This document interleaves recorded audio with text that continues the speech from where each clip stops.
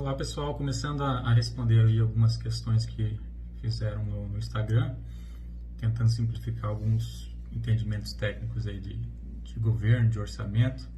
A primeira questão que eu vou responder é sobre resultado primário, né? Que os noticiários tanto falam aí sobre o déficit do resultado primário, as metas fiscais para o exercício, para o ano tal, e o resultado primário ele está sempre aí em discussão e tudo que a gente assiste de discussões do Congresso, o governo falando, o ministro Paulo Guedes também falando, o presidente da República falando. Então, o resultado primário vai ser a primeira questão que a gente vai abordar aqui, né? Depois teremos outros vídeos sobre outros assuntos também.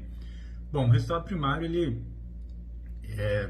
nada mais é tecnicamente do que a diferença da receita primária e da despesa primária, que é onde se exclui aí as receitas de despesas financeiras, né? E isso não explica nada. Para a gente tentar entender melhor, vamos fazer aí uma analogia com a nossa economia doméstica, com a nossa casa, e aí a gente vai conseguir ter uma clareza melhor, e essa é a intenção dos vídeos, para poder tornar um pouco mais simples aquilo que é tão técnico. Então, se a gente tem uma ideia de receita primária nas nossas casas, que são as receitas não financeiras, é o nosso salário, é aquilo que a gente consegue arrecadar, talvez até de bico, de outros serviços, de situações outras, salário de todos da família, o que a gente tem de natural, de normal, né? Um conceito que a gente pode ter é esse. Mas se a gente, por exemplo, toma emprestado algum recurso do banco, esta receita não é primária, essa receita é financeira, então ela não entra nessa conta. Despesa primária são as nossas despesas normais também, são as nossas despesas com escola, nossa despesa com hospital, nossa despesa com plano de saúde, nossa despesa com combustível, mercado, aluguel. Essas despesas são as nossas despesas normais, são as nossas despesas primárias. Então não entraria aí nas despesas que seriam as financeiras, ou quando a gente paga e amortiza um empréstimo, um financiamento. Então na nossa vida doméstica financeira, se a gente tem a casa, o carro financiado, o pagamento dessas parcelas, tanto o juro quanto a amortização dessas parcelas, não são despesas primárias, são despesas financeiras, então não entram neste resultado.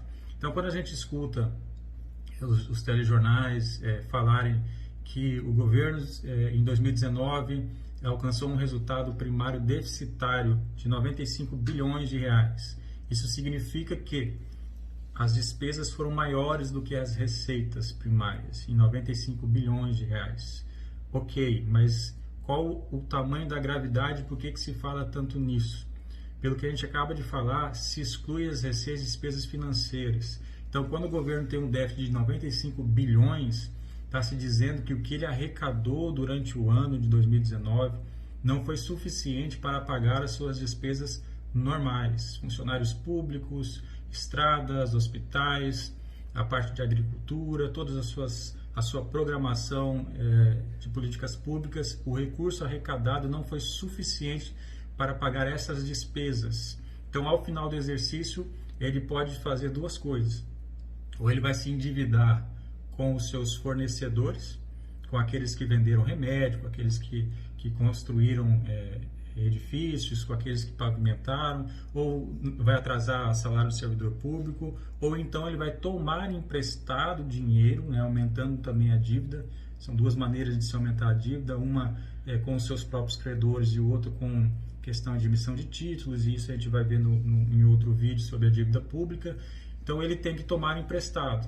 Então no ano de 2019 ele não conseguiu suportar nem essas despesas, faltou 95 bilhões. E os empréstimos e os financiamentos e a dívida que a União já tinha nesse exercício, tudo aquilo que ela pagou de dívida, ou pelo menos do juro da dívida, né, que é o chamado rolar a dívida, também foi feito com dinheiro emprestado, porque ele não teve sequer recursos para suas próprias despesas. O que seria na nossa casa, para isso ficar mais claro? É como se nós ganhássemos R$1.000 por mês e as nossas despesas com combustível, escola, mercado e aluguel desse R$1.000,95. R$1.095, ou seja, faltou R$95 para pagar essas despesas. E aí você fala assim, faltou só isso? Não, porque o nosso carro também é financiado, a nossa casa também é financiada, e o financiamento do carro e da casa são mais R$ 500 por mês. Então, na verdade, o que faltou não foi só 95, foi R$ 595. Ou a gente vai se endividar não pagando o cartão de crédito que comprou o mercado, o combustível, ou não vamos pagar a parcela do carro, da casa. De alguma maneira a gente vai se endividar. Se a gente não deixar de pagar, a gente vai ter que correr ao banco, tomar mais recursos emprestados para fazer o pagamento disso. De qualquer uma das formas, a nossa dívida vai aumentar. Então, qual que seria o resultado primário ideal? Dentro de um termo de equilíbrio. Alguns poderiam pensar assim, então ele tem que ser zero. Não, ele não pode ser zero, partindo do princípio de qualquer pessoa que possui dívidas, possui financiamentos, porque o zero significaria que ele arrecadou o suficiente para pagar as suas despesas, mas não sobrou nenhum real para pagar os seus financiamentos.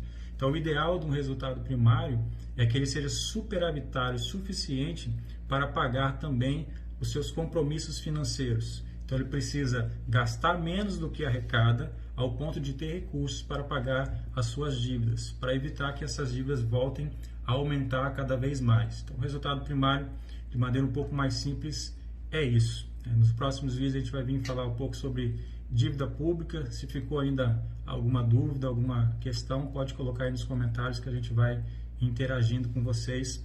E até mais com o nosso próximo vídeo, conforme vocês estão solicitando lá no Instagram.